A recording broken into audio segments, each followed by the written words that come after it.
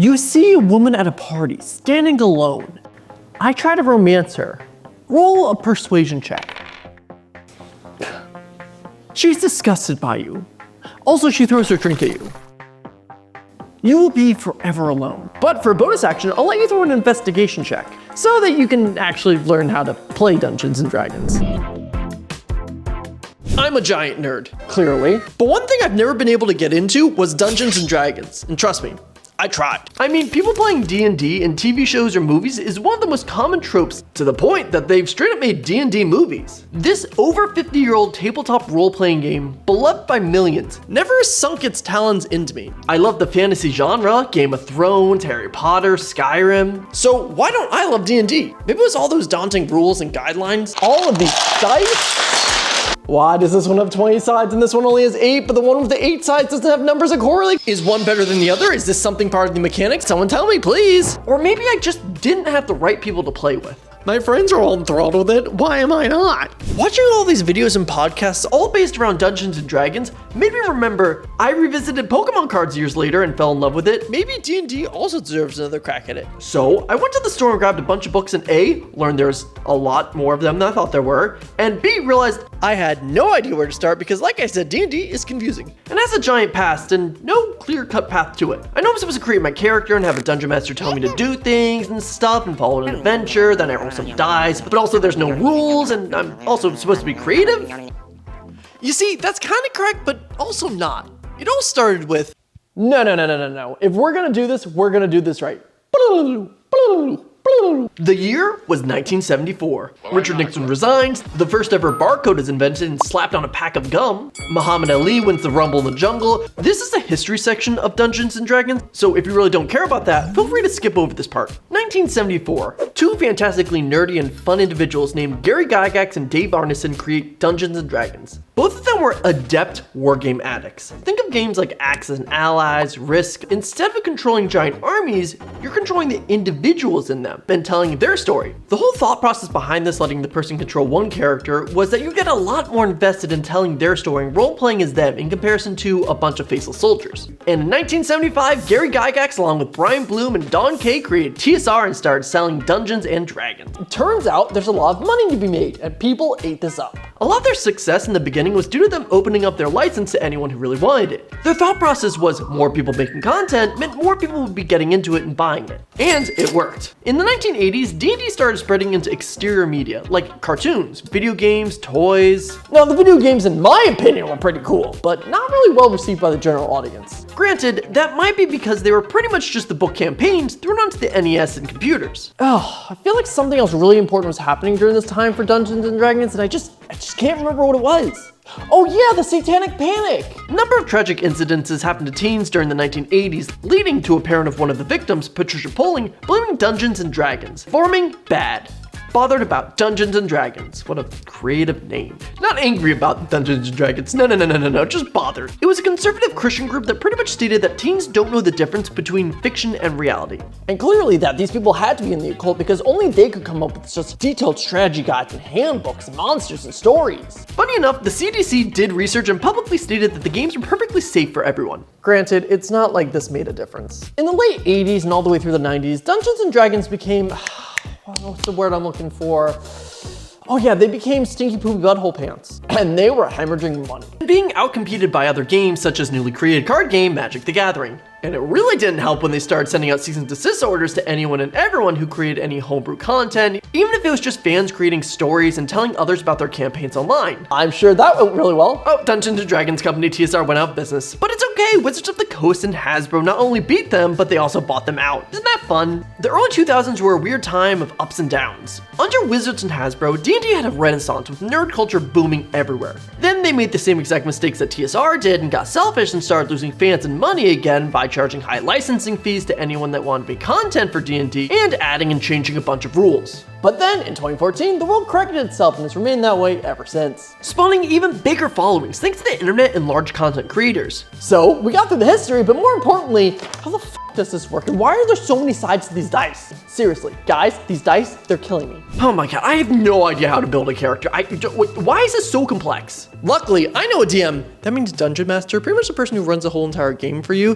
who's ran many successful campaigns with a bunch of different people. Let's rock and roll. This is Paul. How did you get into D&D in comparison to other people? Like because I feel like a lot of people get into D&D in their own kind of way, but not everyone gets into it to your level. Yeah, there's probably an ADHD factor there. Probably some deep family rooted trauma in that aspect. But no, in reality, when you look at Dungeons and Dragons, what is the most critical thing about it? Oh, the world. The world. It's you, the player. It's the player. It's how you view the world. And how you view the world and how you view everything is based upon your imagination. You can do one of two things. You can stifle your imagination, or you can let it grow. And it led me to Dungeons and Dragons. I'd always wanted to play. And I feel this is the way for a lot of people. I'm sure that some people would definitely tell you, oh, I've always wanted to play, but I didn't know where to start. Yes. Yeah, exactly. The first thing I did was I was like, hey, I posted on my Instagram story. Hey, I'm interested in this. Does anybody play or know how to play that can teach me? And I had one or two guys respond. The first person to bring me into a campaign ran like one specifically for me. It was me and 4 other people. And it was like tailor-made for just like the 4 of us, you know? It wasn't like an existing campaign and then like I jumped on or anything. Like they just created like a whole little world and a whole little thing. And it really helped me learn the mechanics. And it really helped me flush out different role play perspectives, which is something like that's difficult for a lot of new players. I have the mechanics down. I want to give DMing a shot. And so I'd been thinking about a couple of different stories for a while. The one in particular that is more famous among D&D is Curse of Strahd. Curse of Strahd is like the module. Like when you think of Dungeons and Dragons, it's like, the vampire guy, that's him, that's Strahd. So I took 20% of the module, and I took 80% of homebrew, and I Frankensteined them all together, and that's how you got the Curse of Paul starring Strahd. That was, in particular, a module that I heavily modified.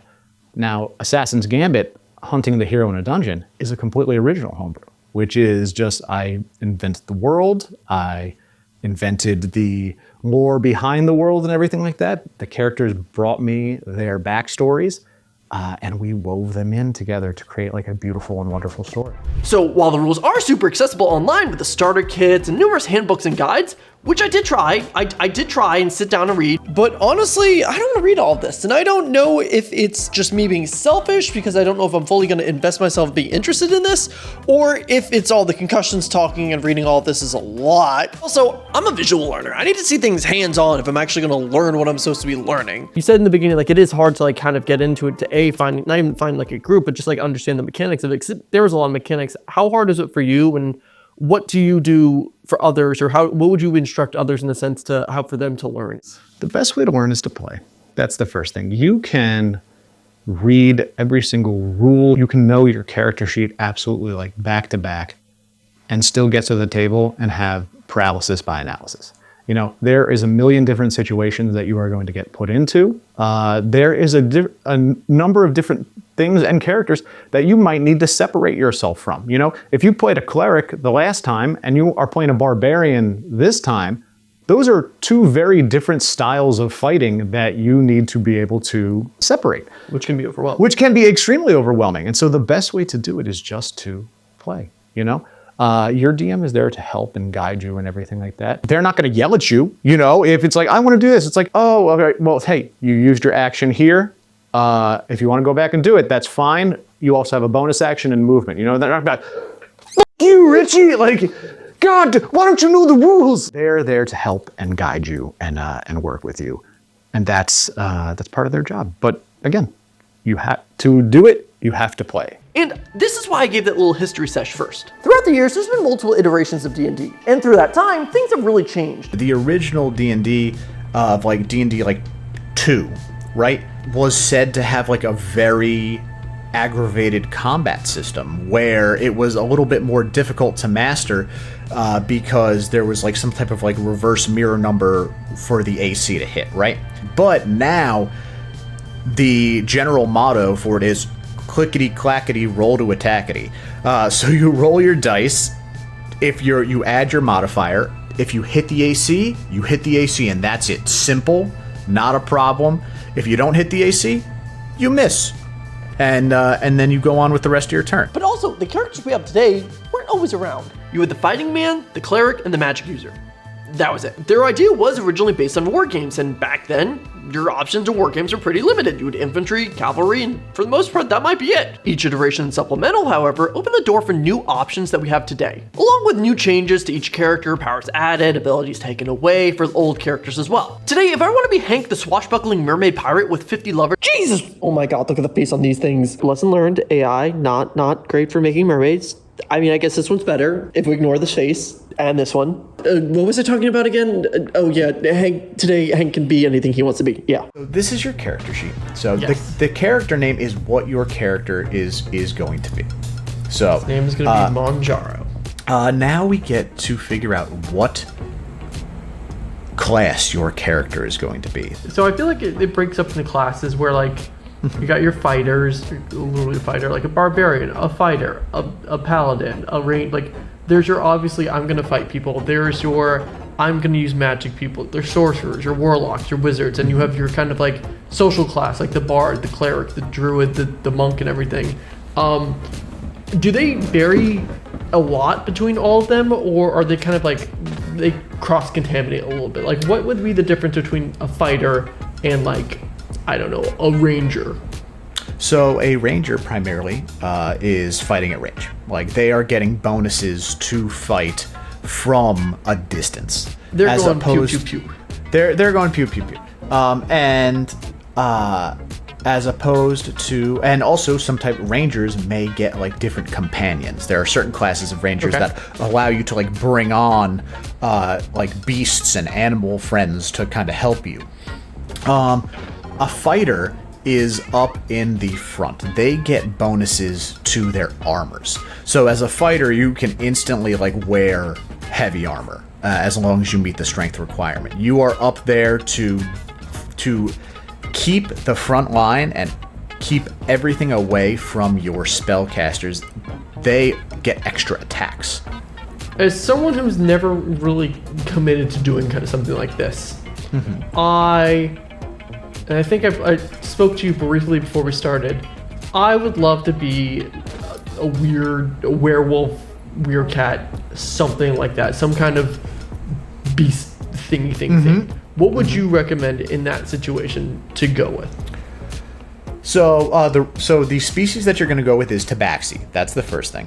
Okay. Right. And that is a cat, right? That is a an anthropomorphic cat creature. So like your Khajiit. That is the species of creature that you want to be, right? Got it. And now, what do you want your cat person to be? For example, I had one friend who they really wanted their subclass to be cat maid.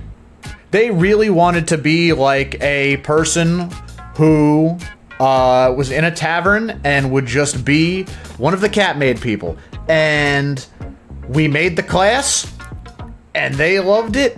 But that is an option to go and home. It can be as crazy as that, or you can get into like Matt Mercer's level where you are like blood hunter, you know, where it's like a full serious style of so class. You really can just do whatever you want. You can be like, I'm just a freaking maid. I'm just a maid wondering how I got here.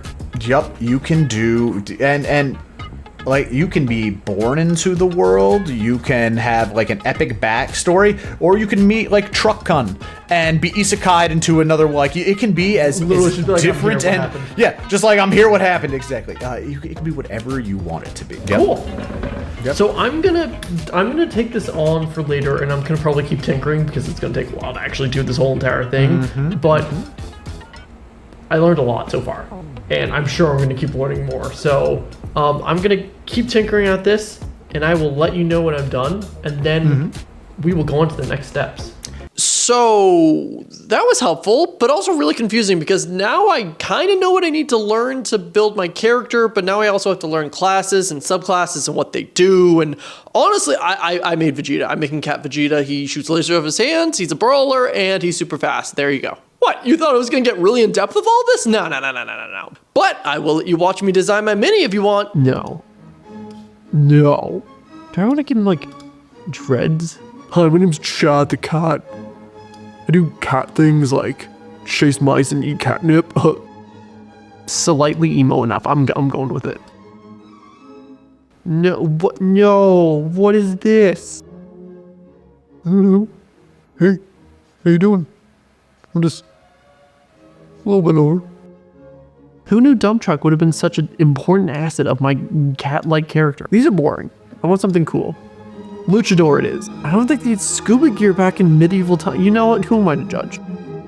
No. Oh, I don't hate that. No. What world are you doing? Like you're a baby or something? Just dead. This is, everything about this is great. I love that one. Something about 3-point stance for like a cat just makes sense. Here's the most important part, making the color, figuring out what color he's gonna be. Well, folks, if I was a furry, I guess this is what I'd be. I'm a demon cat thing ready to spring. This was not in the 2024 bingo card of what I thought I would be doing and what I thought I would be looking like. This is my spirit animal. If he dies really quickly, I'm gonna be really sad. So I finished making Manjaro and I sent it over to Paul, and here he is in all of his little glory. This is my son. I made him. He's everything. I will die for him. People can enjoy D&D whether or not they have a physical thing in front of them. They can just have a character sheet and have a good time. You do this. I print and paint minis through my store, Crit Hit Minis. And so in here, I have a bunch of different types of miniatures. Originally, when I had first started playing, it was just a laid flat little plastic map that we got to draw on and everything like that. And then you just had a little miniature to mark where your character was. Basically, that's to assist people and not take away from the theater of the mind, but help follow a rule set. You know, if you have 30 feet of movement and there's a bunch of rocks or like a tree or something like that, now you can physically mark what you are doing, where you are hiding, and then it helps the player really kind of visualize where they are. That's the war game perspective of it. And it's more immersive in a sense than if you're going to do that, because like you have something physically in front of you, because not everyone has that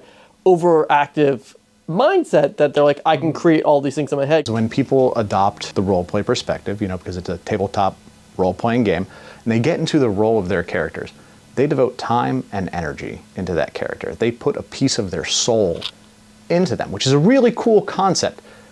And when you do that, you want it to be represented by certain aspects. The way that you want people to view your character, the way that you view your character. And so that's where all these little guys come from, you know, where if you make them, you can paint them exactly how you want them. This is my airbrush booth, little makeshift thing. I even have it like running to like a Home Depot bucket.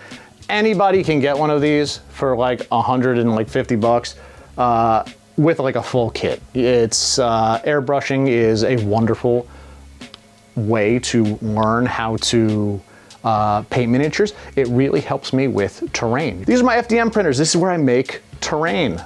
The terrain that you see, you'll see this, the terrain that you see not on here, you'll see at the session. You see a giant cemetery. Behind you, I have a massive cathedral in the back that was 3D printed. And then if you look to the left, we have an entire castle right here. And all of these are modular. All of these come apart. So you can play on the interiors and everything like that. So that's just how you do it. So you're really getting maps inside of maps and allowing for very vivid and dynamic combat. These are the machines that I primarily use to print all the miniatures. But there's some minis that are so large that you need to print them in pieces. That blue one to the left, it's called the Leviathan. That was like 16 different pieces. If you haven't grasped the concept yet, your first and foremost objective is to be this character in this world, doing things and describing your thought processes and actions as much as possible in all scenarios. Your DM in turn is having you roll against the actions you're taking, using the stats on your stat sheet to figure out if you're accomplishing them successfully. And you don't even need to specifically know what dice you're rolling for what situation. That's what your DM's for. Literally tell you, hey, you're rolling a D20 or a D4. Plus, you'll see it in your character sheet instructions as well. That's it. Taking turns with their DM and teammates to live out your campaign. Correct me if I'm wrong. There's probably different ways to play D&D as there are for, a video game. If I'm going to go play Skyrim or The Witcher or something like that, it's like, yes, there's a goal at the end of the day, but it's like, do I want to be derping around with little magic to go boof boof and have some fun, or there's other people that kind of steamroll through it? Because I think that's the same way with a lot of games. If I'm playing Magic the Gathering, there's people that are I'm going to compete and I'm going to just smash everyone that I see, versus other people that are I made these cards, my armor's made of squirrels. Do people tailor campaigns for those specific people where I know my, as a good DM, you're I know my group? Honestly, no, you're absolutely right. They're tailor-made for the people in your group. Every group is going to be different. Every single group is going to be different. And if you take somebody away from the group and put another person in their place, it's a completely different group dynamic right then and there. Also, different people have different objectives. Some people do want the hack and slash, I want to be going up against the big boss, that's it, mano-y-mano, 1v1 me, bro. Other people want farming simulator, and that's okay. That's what it's all about. It's finding a wonderful balance. It's finding a reason why the adventurers are adventuring. It's discovering new things about your character and yourself. This session, this is the shopping episode. We are doing nothing but shopping, and actually, you want to know what? Next session's gonna be that too, because we didn't get enough of that sweet role play, baby. And that's kind of where it has a little bit bumped along for a lot of DMs, is that it's combat is combat, role play is role play. That's not true. You can smash them together and have your role play in your combat. You can have your combat in your role play. I think that's cool. I think that's the coolest shit in the entire world. We're going to be playing with 5 people, yourself included, and I put a couple of those guys in there who are a little heavier on the role play side, so that you get an opportunity to see what it's really like. And then I have one person who is a little more on the combat savvy side. So again, but I know the group.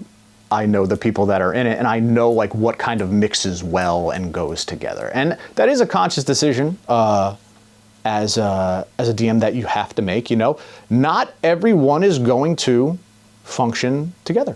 You do get people that are not compatible with each other, that are in the same friend group, and it's you're greatest friends, but you can't work together, and it's that does become some issues in Dungeons and Dragons, absolutely, but it's a job as a DM to quash those, and to just, again, everybody safe and comfortable at the table, and then second most important rule, everybody has fun.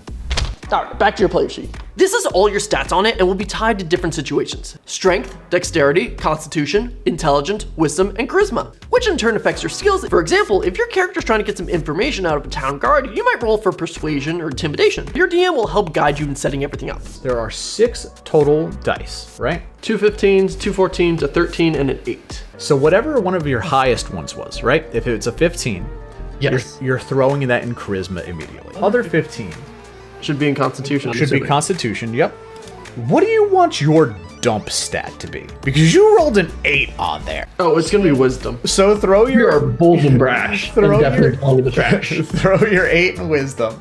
And then as a warlock, you are able to... As a warlock hexblade, you're able to wear medium armor. So our dexterity isn't so absolutely crazy and critical in terms of that, because you can actually wear armor. So you tell me, you base it up whether you're putting in dexterity, strength, and intelligence. Intelligence should get a 14, and I'm putting dexterity as a 14, and I'm putting strength as a 13, because I feel like those are all they're very similar in this. It's not like we're going from an 8 to a 14, it's 13 or 14, it's 1 point.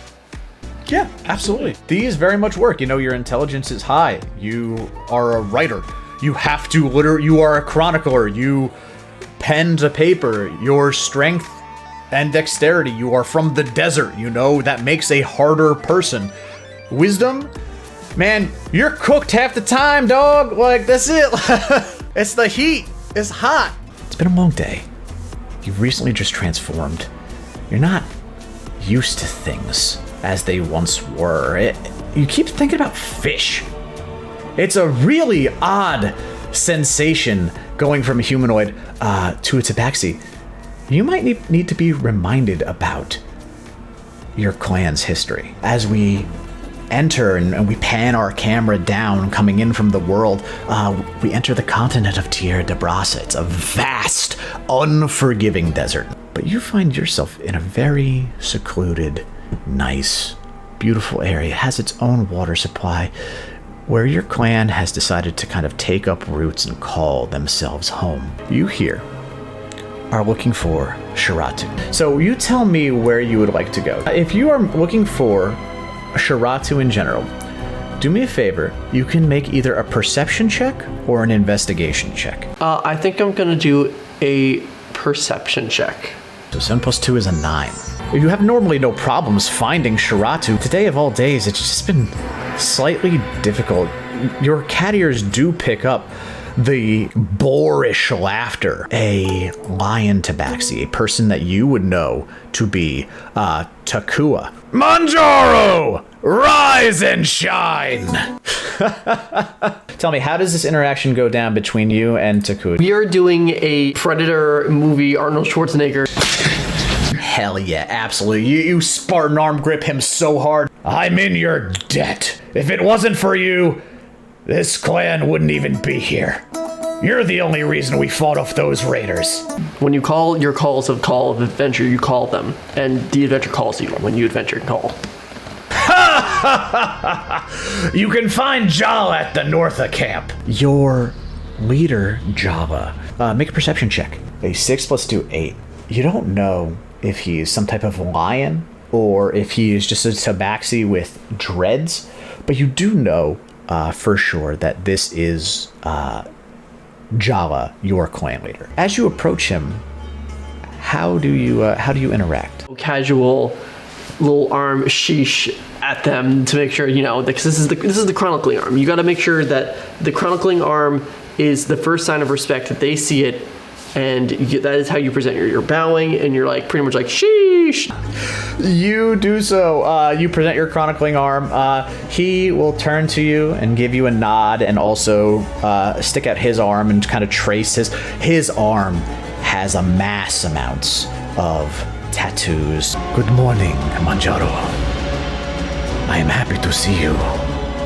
Please sit, drink with me. And he'll come out. He'll take out like 2 cups and like pour you like a little tea and everything. Tell me, what do you know of the Temple of Echoing Whispers? Make a history check. We got a 7 plus a 5. You know shit about the Temple of Echoing Whispers. He will kind of pinch his brow just ever so slightly. The hall's chambers are lined with towering shelves.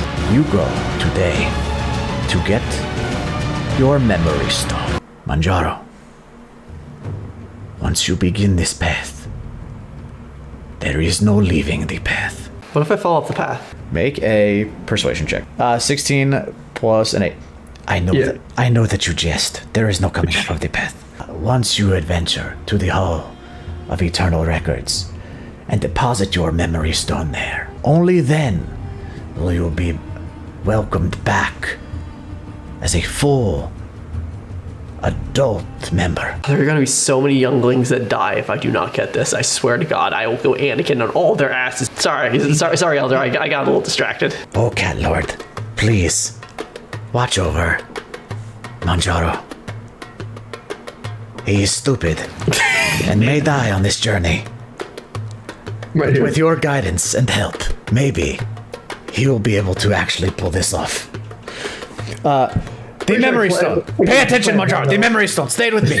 The memory stone. You know where this is, right? It's right here on this map, and he's like points down to the map. It's like literally like a mile away from the. There's little dotted lines. Like, it's here. Here's the thing. I drew it out for you. Cannot get lost. All right. This is north, south, east, and west. Thank God you said west, because I thought it said west at first. I would have got really lost. You're so wise. Don't get sentimental with me, Manjaro. What are you still doing here? Go get the stone. The Tomb of Sand. But it is made out of all limestone. White stars kind of litter the ground. As you approach, the sand begins to move, almost like water, where you have a continuous flow, but it's flowing in reverse against gravity, building itself up for legs, followed by a torso, and extending out into arms, and followed by a small head as a sand golem appears before you. Sand, now water and golem. Ugh, man, this is a cat's nightmare. Make a perception check. 18 plus 2. Hourglass behind him, behind the sand golem, is broken. Would appear to be the memory stone that you are looking for. Rolling initiative is the first thing that we have to do in order to begin combat. That is going to be a 15. I rolled a 7. You are going to go first on this. And this is very simple because it goes you, me. But in a longer initiative order, that's when these kind of really kind of matter.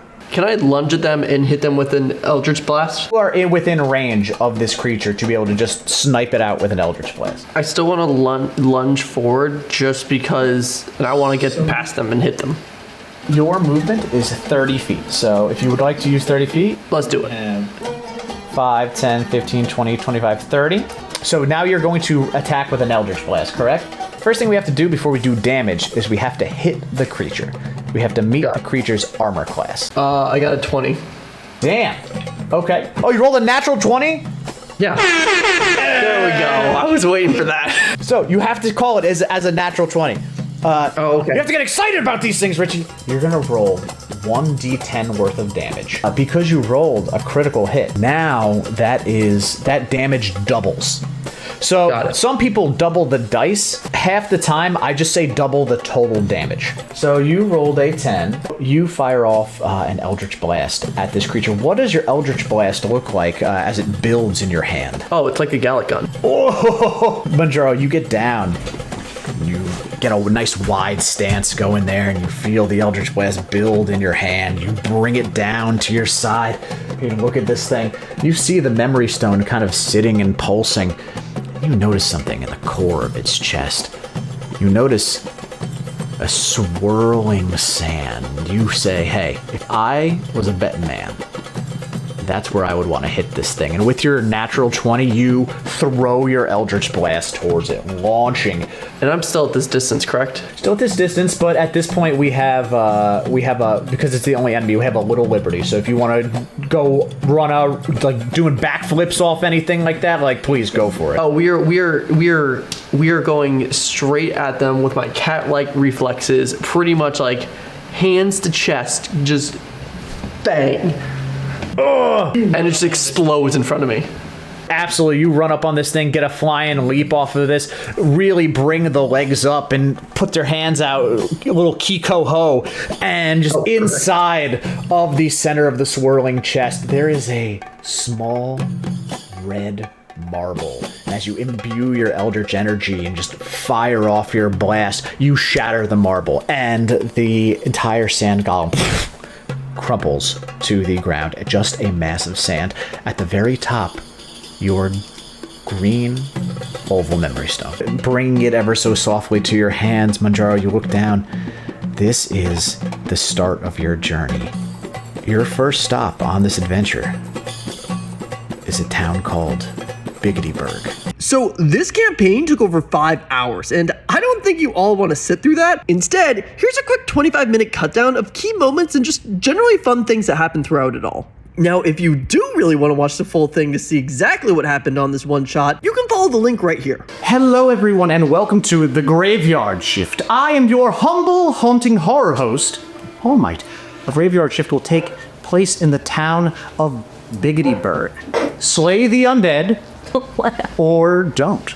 The choices are up to you. A little bit of backstory about the world. 300 years ago, humanity and giants fought to a near stalemate, to near extinction, and it was only with the help of powerful and great wizards that humanity was able to triumph. In order to prevent the giants from resurrecting themselves. The giants themselves made a deal with a devil to essentially wipe themselves out, to keep them out of extinction. They could not be resurrected without turning into horrible and terrible monsters. You have a town. Cracks in the street, moss, grime growing on the sides of the buildings. The feeling is dirty. My name is Korag, and I've traveled long and far. There's much legend and rumors surrounding this peaceful yet greasy, wet town. Simon, you've seen them all. But what brings me here is to confirm whether or not those myths are true. I stand out, 6'5", very stout, tall fellow. Drow, not welcome in these parts. I'm here to see the mayor. Was that one? Goblins? Oh man! Too excited for you, good.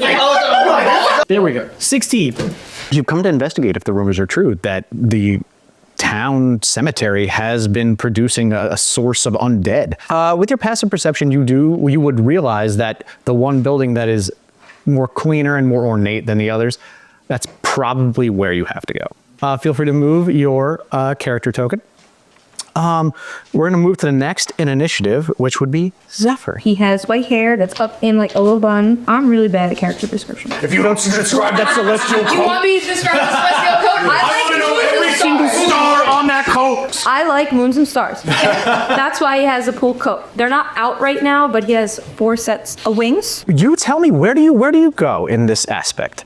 You've entered the town. He probably hang out around the town. Like pick a spot to set up. Rizzy! I showed up in town over here, and I needed to find a job. I don't have any money left. I spent all my money on some cool stuff. I don't know how expensive it was. I'm in town just looking to try to eat. This is incredible. This is incredible. It smells bad, but yeah, it's okay. You let me know where you would like to go. The business gonna go right around here. And look at all the merch and shit. I'm so excited. Well, guys, I'm Manjaro, and I'm Venture. You see, I came from a clan of half cat, half people, and we like to tattoo our arms and chronicle what we had.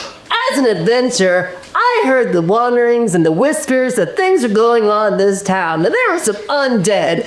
And as an adventurer and a chronicler, I wanted to see what was happening. Manjaro, only you can decide what course of action you're going to take here. I'm gonna go to the town garden in the front because I like to know what's going on and make friends with people even if they don't want to be friends with me. This guard is very clearly the happiest guard you have ever seen in your entire life. I heard that you had some undead problems you could have some help with. Is anyone I can talk to, like the mayor or you, have any information? Bug off, cat. Coco, you've made your way from the neighboring town of Littleburg. You're gonna see it. Like what we see is this scrawny old dwarf shuffling on into town with her giant walking stick. She's got the same size as her though? No, absolutely not. She does it so that way she can like knock things up from the top shelf, so she can get it. She's short, stout, very long beard. It is very beautifully decorated. She takes very good care of her beard. Where do you go in this city?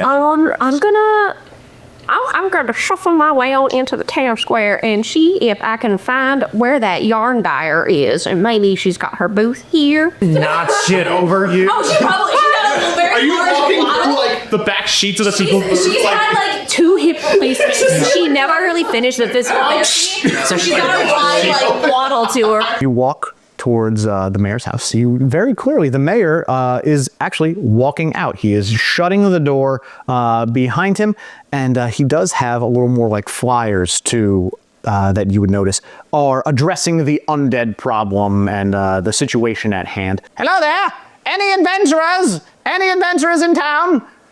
If you are looking for assistance or to assist in the undead problem, and there's not a problem, I would never tell you that there was a problem, but if there was and you wanted to help with it, if you would kindly meet me at the Copper Kettle Inn, not the Backshot Brothel, the Copper Kettle Inn, where we could go over and and see what can be done about the non-problem. Anybody else not headed to the tavern as of yet? I'm in the tavern. Okay, you're in the tavern, you're in the tavern, you're in the tavern? I wanted to try a thing. Okay, what would you like to try? While I'm walking, I want to see what kind of spirit feature pops up. There's definitely a dark presence surrounding the town itself.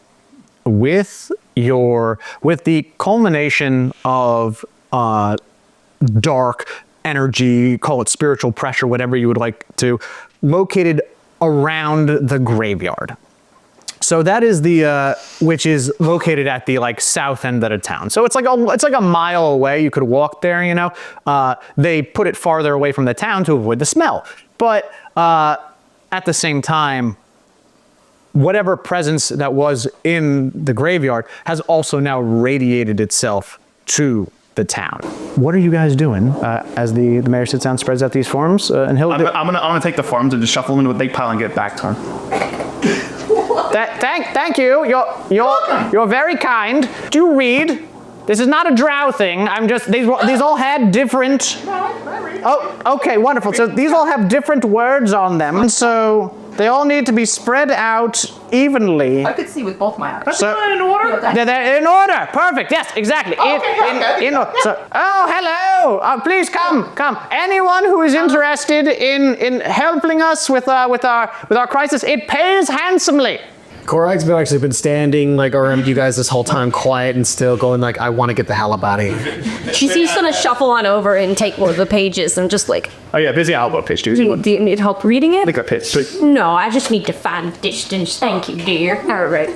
That's not a problem. It's definitely a problem. It's a. Why'd you say it was not a problem? It's a series of unfortunate. Did you say there's a problem? That's copyright. You can't say that. Is it? We've had a couple of incidents with the formerly alive, right? So they're formerly alive, and then they died, and now they're coming back. But they're not coming back as a form of living.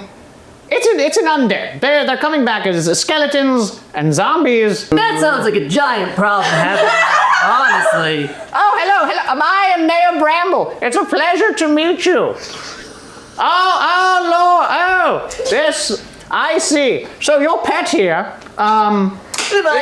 He's making biscuits on my cake. It's your pet here brings up a Is that a Parisian long hair?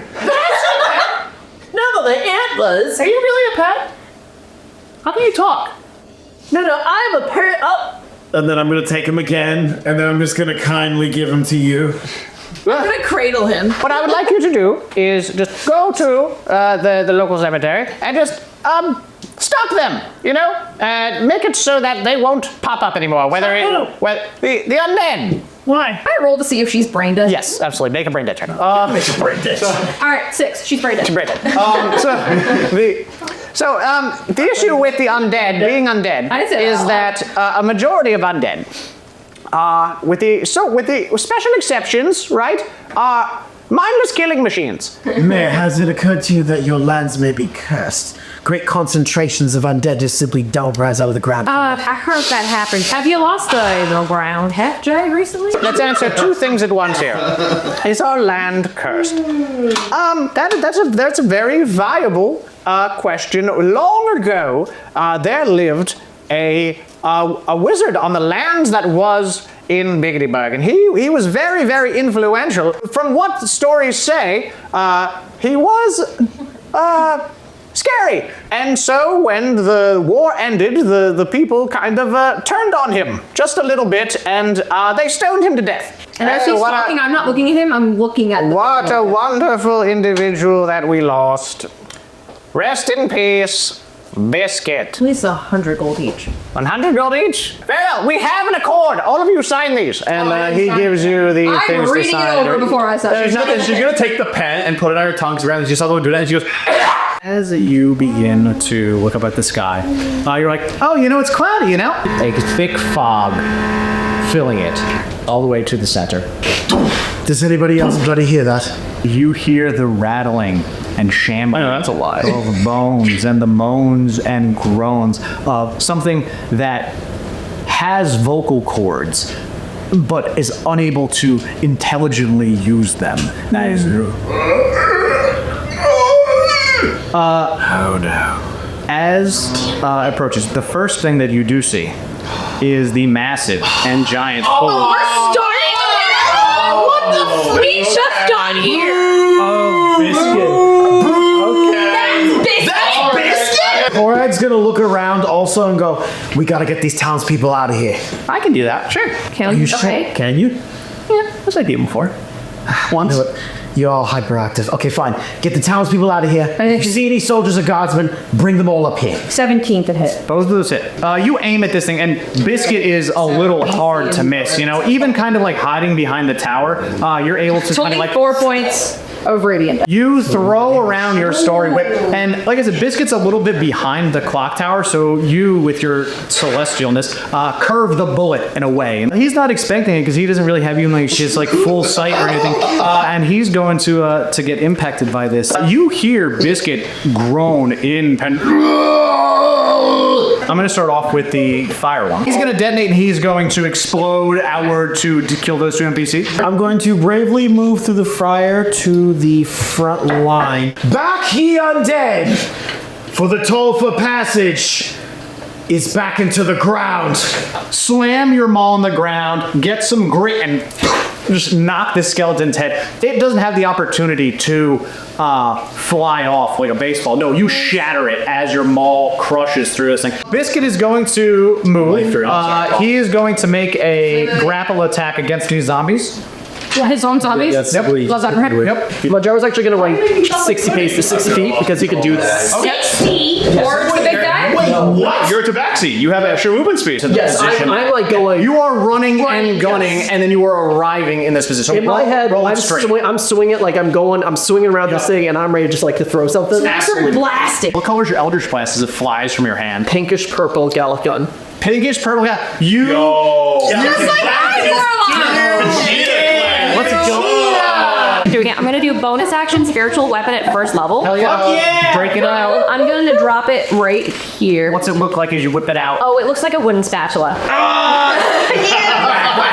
6 points of radiant damage 6 plus radiant damage. on this one. Well, what do you say to bring your sacred flame down? Stop that. So Vizay's gonna make a lay of the land. I'm seeing a zombie over there, right? Yep. So Ziva's gonna kind of go boom, boom, and move back 10 feet, and I'm gonna fire my light crossbow Where's at the the back of the zombie's head before he attacks this lady. Oh, right. Fire off a crossbow bolt into this zombie. Yeah. You're severing some type of cortex in the brain that is preventing this. That now prevents the zombie. I'm gonna bounce my wings out. Vizay's gonna be like, You watch as the star rips through the window, clearly shattering the window, and as it goes to impact this particular thing, it is almost as if somebody snapped their fingers and countered it. Oh, bigger next time. The two skeletons here are going to turn on Manjaro.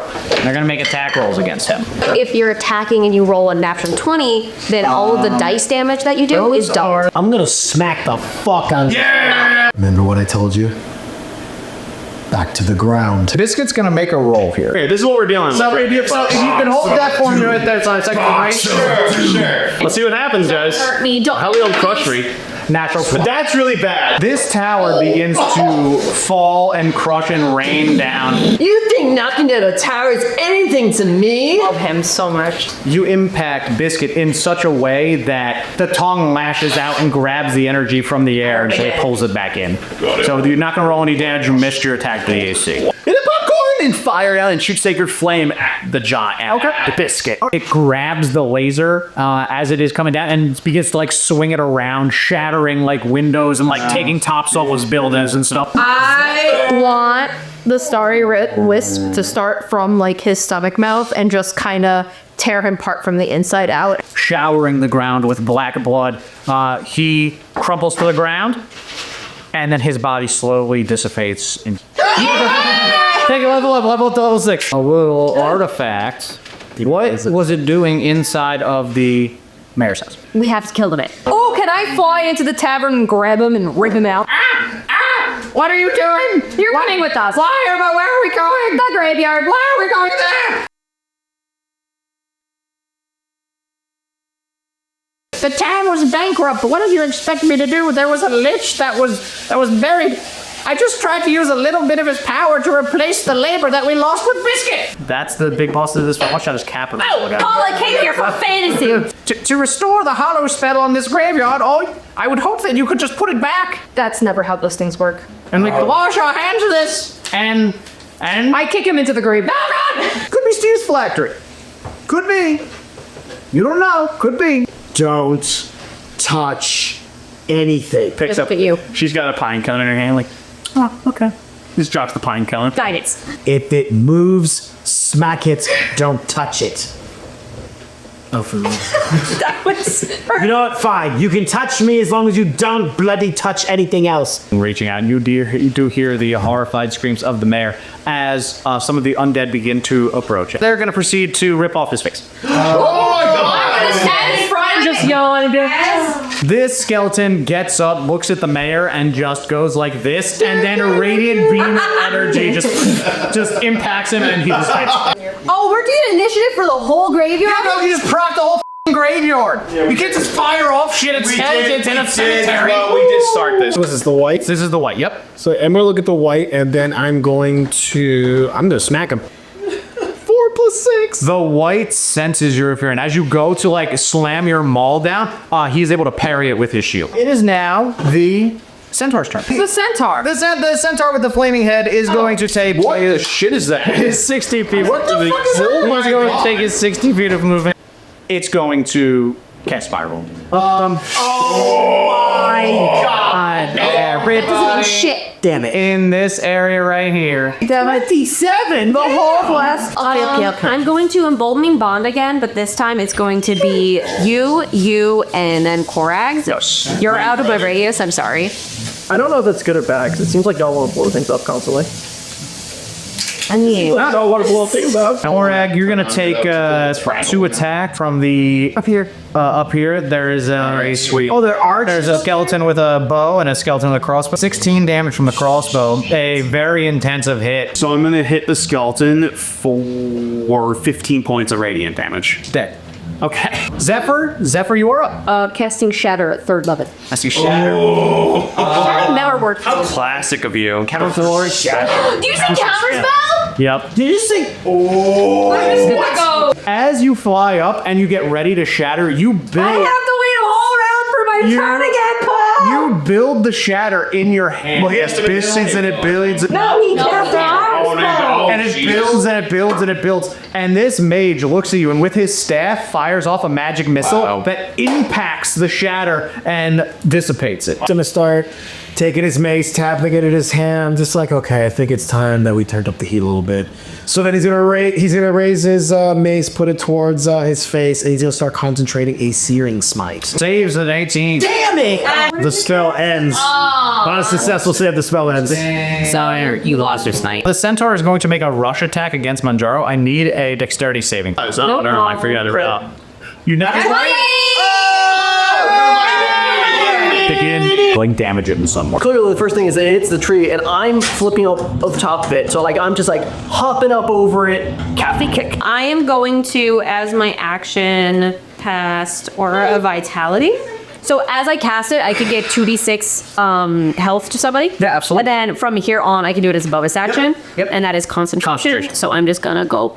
Absolutely. Okay. I'm going to use my bladed brass knuckles and I'm going up its ass. I'm going straight up its ass. I'm gonna crawl up in there. Get in. Yes! I gotta go in all for my friends right now.